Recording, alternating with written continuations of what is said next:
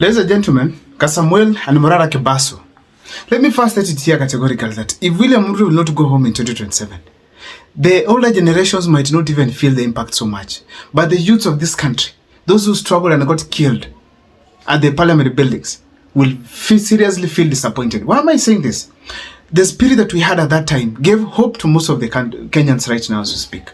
And that is the reason as to why even the intensity on William Ruto going home has increased. But now, somewhere in between, some of the youths that were really among the people who are championing for the Kenyans' interests, especially the youths, got trapped. And indeed, they fell into the trap. Now, we have to state it here categorically that Morara Kebaso and of course Kasmuel are now being called projects of the state. We cannot deny that. But let me tell you first of all that someone like Kasmuel, he got a lot of support from the people, more especially the youths. During the protest, he was always there. People were eyeing, people were ensuring that Kasmuel is safe. Morara Kebaso on his side, he came up from nowhere. Nobody really understood the genesis of this gentleman. He finally won the hearts of Kenyans. He gave people hope, then suddenly he disappeared. He started now behaving different, and now people can see him whenever he speaks. You can feel that this is a clever kid that is speaking. Very sincere, a clever kid that is speaking. So that generally has demoralized most of the youths in the country. And it has really killed the spirits of the youths being together. It has even killed the spirit of the youths of the country having a leader. People feel like even if we have you, you'll still be bought. Because already these two have been branded to be projects. To my extent, I respect Kaskazini to some extent, because whenever I felt like he wanted to join ODM, he went. And he registered it openly that he's an ODM person. But this other guy, Morara Kebaso, who was really supported by Kenyans across, he's somehow confusing Kenyans and actually appears more of a project than Kasmuel, despite Kasmuel so direct is a project. So ladies and gentlemen, let me tell you this. On this particular video, I want to take you through on why these people are taken to be projects of the state and not champions of the Kenyan interest, especially the youths. But before I do so, if this is the first time you're watching my videos, take a second or two, subscribe, and also comment on the comment section. As we proceed, kindly ladies and gentlemen, my number is always here. You can always engage me whenever you can. Let me give you 2 seconds to subscribe before I proceed. Thank you so much for subscribing. Now, let me ask you a simple question. How did Morara Kebaso and Kasmuel, who were also antagonists at some point, come together? One of them formed a party called the Inject Party. He chased out everyone who was there, the youths who are around him, to ensure that the party does not gain the strength. Now he's alone in the party. Nobody else knows what is going on there. The party no longer it's no longer associated with the youths. It's just associated with him alone. Now, we even had banters between him and Kasmuel. So Kasmuel later on declared official that is joining the ODM party as the youth league. I don't know, something of that kind. Now the fact remains that the two people, when they came together, it was a surprise that Morara is now telling Kenyans to forgive Kasmuel, as if he's the saint here. Now, this kind of ignorance is of highest level. Let me just state it here categorically. But I started asking myself, how did these people come together? What happened that brought them together? Because one is in ODM, championing the government interest, and one is in Inject Party, allegedly championing for the youth and the common Mwananchi's interest. How did the two come together? Then I realized they came together at some point when the two were having common interest, fighting the opposition. Kasmuel from this side and Morara from the other side. So they were both fighting the opposition. Now, that was a common journey, a common plan that these people had that eventually enabled them to meet somewhere. Now, but just not to assume, let me take you through on why these people are called to be projects. Number one, as we speak today, they are no longer championing the interests of the common man.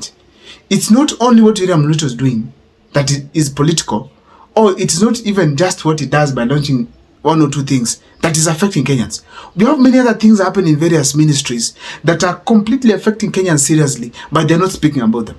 They have ignored, just like any other Kenyan who is not in leadership or who is not in the type of a position in which they are. For instance, the Finance Bill 2025, it has a clause where it's going to increase taxes, allegedly, for the common man, especially the youths, content creators. These two guys have not come out to speak about them. They have ignored. Why? These people are in broad-based, according to me. I don't know what's your take. That's what I feel. Secondly, there's also some other clauses within the Finance Bill 2025 that are supposed to affect, that are going to probably increase taxes on the common mwananchi.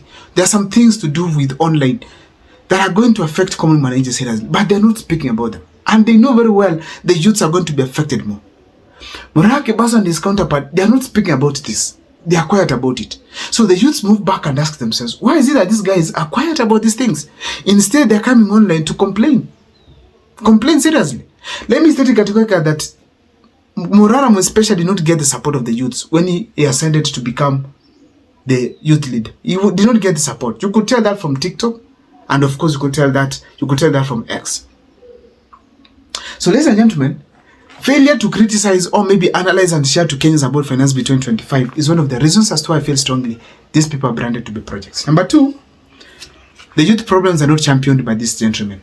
There's nothing as we speak today they have ever held like a press conference to say youths have not received their disbursements as help or maybe as government support. Therefore, we want to be disbursed in the shortest time possible. I've not seen that. Youths, like now doctors across the country, so most of them are youthful. They demonstrate, even nurses, even teachers. But these guys, they never come out to speak on their behalf. They never join them. They never say, we have to see the government does this and that. They keep off. Why? I feel strongly they are part of the government. Also, we have to state it categorically that despite that they also have their interests they do individually, so long as they're in that position of where they're considered to be maybe figures, political figures, I've not seen them, especially Morara Kebaso, strengthen his party or even welcome the entire community, or even the entire youthful community. Because I'm seeing a scenario where other leaders, like Gachagua, is bringing his people on board. But he's even trying to bring on youth from across the country.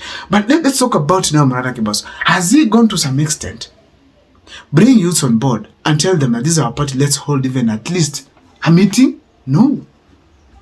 Now, lastly, it's their change of tactics, maybe change of their mission. They're no longer criticizing the daily activities that are happening in government, like now, are still being taken from the Attorney General's office. They're now focusing on the opposition, as if the opposition is in government. You are focusing on what happened before, and you've forgotten what is happening right now that is worse to the Kenyan wananchi. So they are fighting Gachagua, fighting someone like Matiang'i, they are fighting Kalonzo, they are fighting Eugene Wamalwa, forgetting that Eugene Wamalwa, Kalonzo, and others are trying to give an option to the Kenyan problems. Now, if we remove the opposition, who becomes the opposition? Who becomes the option? You get what you're saying here? People like Okiya Omtata have slept. People like Okiya Omtata, we expect him to wake up and at least have a wave, but he has slept as well.